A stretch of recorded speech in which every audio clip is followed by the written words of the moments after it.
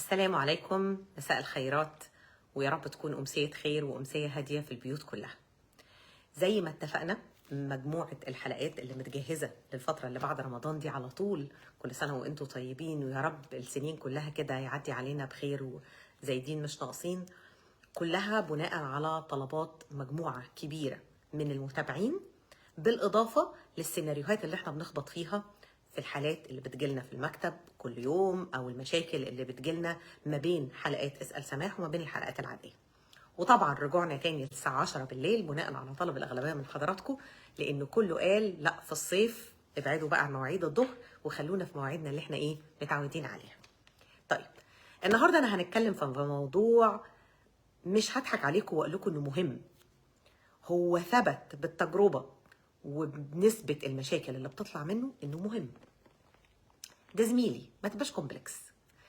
مطبات كتيرة قوي قوي بنقع فيها بتبدأ بلقطة زمايل، ست الراجل، راجل لست، الاتنين متجوزين، لو الاتنين سنجل ما عندناش مشكلة، احتمال تبقى فتحة خير وتبقى زي ما بيقولوا كده يا بخت مجمع راسين في الحلال. وياما الواحد اشتغل في شركات، وياما قابلنا شباب وبنات اتعرفوا في مجالات الشغل بشكل محترم ولطيف، وربنا كرمهم، وبنسمع عن خطوبة في جواز، حاجة تفرح وحاجة حقيقي بتكون مبهجة جدا ولطيفة جدا.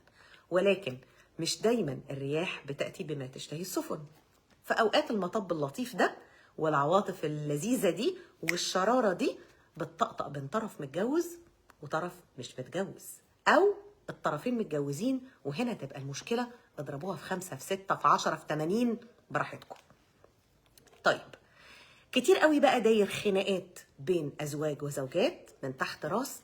ده زميلي، ما تبقاش كومبلكس، عادي بنتكلم، عادي بنتواصل، عادي بنفضفض، عادي بنبعت لبعض. أنا بقى اللي بستلم المرحلة اللي بعد العادي. أنا بقى اللي بستلم البيوت القابلة للانهيار نتيجة لزميل بدأ بعلاقة تبدو عادية وتطورت إلى شيء غير عادي ووضع غير عادي مرعب ومهدد لكثير من البيوت بالانهيار. هتقولوا لي الموضوع مش بالكترة دي، هقول لكم مش صفر. طالما موضوع ابتدى يظهر وابتدى يتكرر وجالي على الأقل في الشهر أكتر من 3-4 مرات، بقف عنده وأحط علامة استفهام. هو ليه علاقات الزمالة بقت بتهدد كتير من البيوت، ومصدر لكتير من القلق، ومصدر لعلاقات وخيانات وجوازات تانية، يعني بيطلع منها صح وبيطلع منها غلط. مش هو ده اللي هنقف عنده. احنا هنقف عند هو ايه اللي بيجر رجلنا للغلط، ويعني ايه زمايل، وايه حدود الزمالة. لان اوقات كتير جدا العملية بتخش عاطل في باطل. احنا بقينا كبار وفاهمين كويس يعني ايه حدود الزمالة. زميل، وانا بتكلم المفروض في بديهيات، بس صدقوني اللي يشتغل شغلتي يكتشف ان مفيش حاجه في الحياه اسمها بديهيات. كل اللي متهيأ لنا ان 1 يساوي 2 سماح، يعني ما بتتكلميش في كيمياء. كل البديهيات دي بتضرب بالنار لما مزاجنا بيجيبنا نكسرها او نخطيها عشان شيطاننا مهيأ لنا حاجه معينه. حدود الزمالة ببساطة هي الحدود للأجنبي أو للأجنبية. يعني إيه؟ يعني مفيش تلامس، مفيش كلام بدون ضرورة، ومفيش خصوصيات تتشارك. ده كده ببساطة زي ما بيقولوا إن ناتشل في برقية كده. مفيش تلامس، مفيش كلام بدون ضرورة، ومفيش خصوصيات نبدلها مع بعض. تمام؟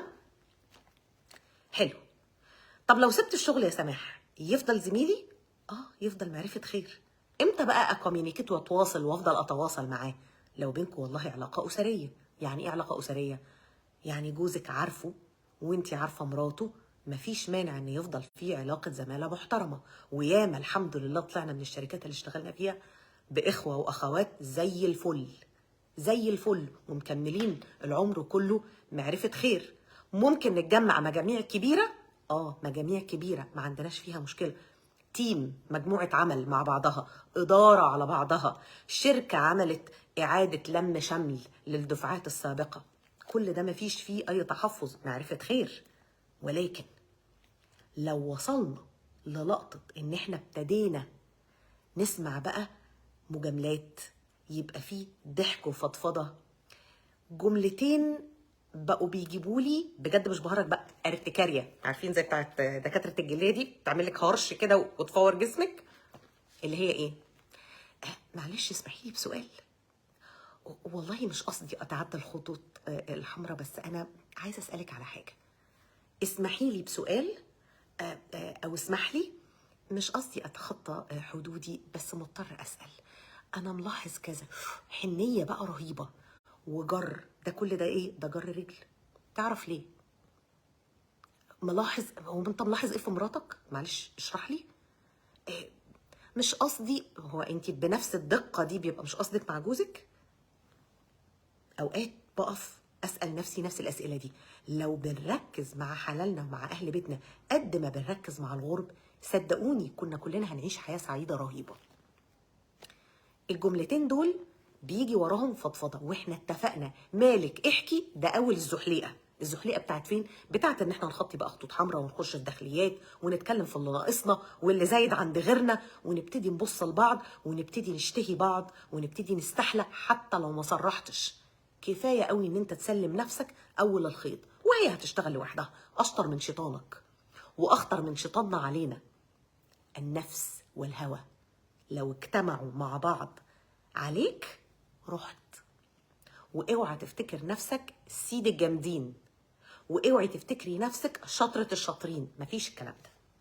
حدود الزمالة واضحة. طيب، مذابح بقى بتحصل في بيوت كتير نتيجة للزمايل دول على السوشيال ميديا. يعني سيبك من التليفون، مش هقولك زمايلك فين على الواتساب، ولكن على السوشيال ميديا. طب يعني نعمل لايك ولا سمايل ولا لاف؟ ولاف ده للبوست على فكرة مش لشخصه. طب لا بصي انا هحط له الايموجي بتاع كير. ايوه ايه؟ فين؟ طب هو ده صح ولا حلال ولا حرام؟ لما رجعنا لاهل العلم قال لك هو مكروه لو تفاعل ملوش لازمه، حرام لو تلميح او تهريج او كلام يحتمل ويحتمل، واجب هذا التواصل وقد نثاب عليه لو هو عمل خير، لو هو نشر علم، لو هو تعليم أو تعلم، لو هو مريض بيسأل طبيبه أو طبيبته على أدوية أو على تنسيق علاج أو على، يعني زي السوشيال ميديا زي أي حاجة، هتستعملها في حلال هتبقى حلال، هتستعملها في حرام هتبقى حرام، هتستعملها في أمور تشابهت يبقى مكروه. ليه؟ عشان درء مفسدة أولى من جلب منفعة. ولو جلب المنفعة دي هتبقى حلقات اجتماعية، حبيبتي احنا عندنا حلقات اجتماعية بالهبل. ولادك، اخواتك، اهلك، اهل بيتك، جوزك اللي بيتنشأ على ممكن رسالة او اهتمام، مراتك اللي النقطة الظريفة دي ممكن تضحكها وتفتح بينكم كلمتين كده لطاف. ما حبكش زمايلنا وزميلاتنا هم اللي يتصدروا السوشيال ميديا عندنا، ويتصدروا شفط وقتنا، ويتصدروا المشاكل. في ان ده انا عندي ناس بتتقفش اصلا بكوارثها من التراكنج بتاع السوشيال ميديا. ما حدش عبيط، رجاله وستات بيقعدوا يراقبوا شركاء حياتهم على السوشيال ميديا، مين عامل له لايك ومين متابع بوستاته ومين بيعلق ومين ما بيعلقش وخلافه. خدوا بالكم. وبالتالي الرجاله المتشدده المتطرفه قوي مش هو ده الهدف. الهدف ان احنا نبقى فاهمين، مش التشدد والتطرف. لا، سوشيال ميديا ما تحتكيش بزمايلك، كلميهم على التليفون. نعم، كلميهم على التليفون وابعت لهم واتساب براحتك. اكلم واتساب واروح اعمل الفيتشرز اللي هي اللي نازله الجديده دي، اتكلم وانزل اقابل 1 تو 1، يعني راجل وست لوحدهم، مش حتى مش متقابلين مجموعه، مش متقابلين تيم، مش متقابلين اداره. مفيش حاجه اسمها كده يا جماعه. ونرجع بعد كده نقول ما تبقوش كومبلكس يا جماعه، انتوا شكاكين قوي. احنا مش شكاكين، احنا عارفين المرحله الجايه. انتوا اللي شياطينكم ضحك عليكم وبتقول لكم ان انتوا اخوات. لا حبايبي، الاخوات اخوات من دم واحد، محارم. كل من هم اجانب او اجنبيات هم مش اخواتنا، هم زي اخواتنا علنا. يتزنق نجامل، نعزي، ناخد بالنا، يمرض نعوده بالتليفون، او اخد جوزي واروح ازوره في المستشفى. مش غلط ابدا، ياما عملنا كده، ولكن علاقه واضحه صريحه. عايز تعلق على حاجه، عايزه اعلق على بوست حد من زمايلي كاتبه، اعلق على الوول العاديه على الصفحه قدام امه لا اله الا الله، لو التعليق لطيف او عادي او حتى ههرج ولكن تهريج، مثلا ادارتنا او شغلنا او كلامنا كان على الموضوع الفلاني، حلو. ليه يبقى على البرايفت؟ ليه مش قدام الناس؟ الاثم ما حاك في صدرك وكرهت ان يطلع عليه الناس. طول ما انا بتصرف في العلن وبتكلم في العلن وبرد في العلن وبسأل وبتسأل على فلان علنا عيانا بيانا، وبقول كل عام وانتم طيبين، كل سنه وحضرتك بخير، مديرينا اللي علمونا، كلنا على تواصل مع الناس دي باحترام وبشكل علني، لا يقبل انه يوارب باب لشيطان او لشيطانه يدخلوا منه. تمام؟ اذا زميلي لا ابقى كومبلكس، زميلتك هبقى كومبلكس، لان في حدود. طول ما احنا ملتزمين بالحدود المشاكل مش هتكبر عن كده. احنا بنتفرج على بيوت بتتخرب عشان مشاعر اتحركت بين اتنين زملاء، على بيوت بتتطربق عشان المشاعر دي تطورت وجوزها عرف ومراته عرفت وبقت مهزله. وممكن نوصل، مش بقى المشاكل، ممكن نوصل لحدود حرام وبتحصل، ورجاله محترمه وستات محترمه، ولكن مش اشطر من الشيطان. اوعوا تفتكروا ده.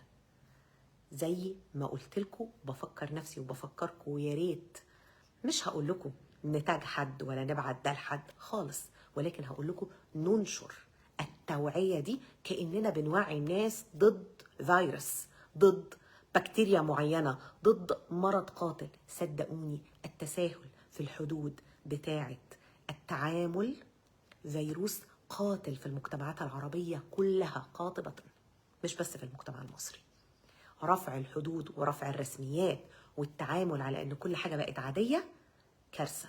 ربنا يحمينا ويحمي ولادنا ويعيننا كلنا ان احنا نقدر نعديها ونحتفظ بزملاء واخوات ومدرسين ومدراء سابقين نكن ليهم كل الاحترام والتقدير، ولكن في الحدود المحترمة الطبيعية.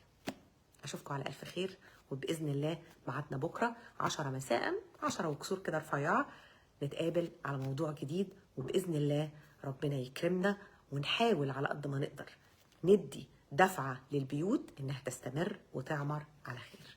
اشوفكم على الف خير، ربنا يسعدكم ويسعد بيتي ويهدي ولادنا كلنا يا رب، ومن ضمنهم ولادي وبنتي. اشوفكم على خير.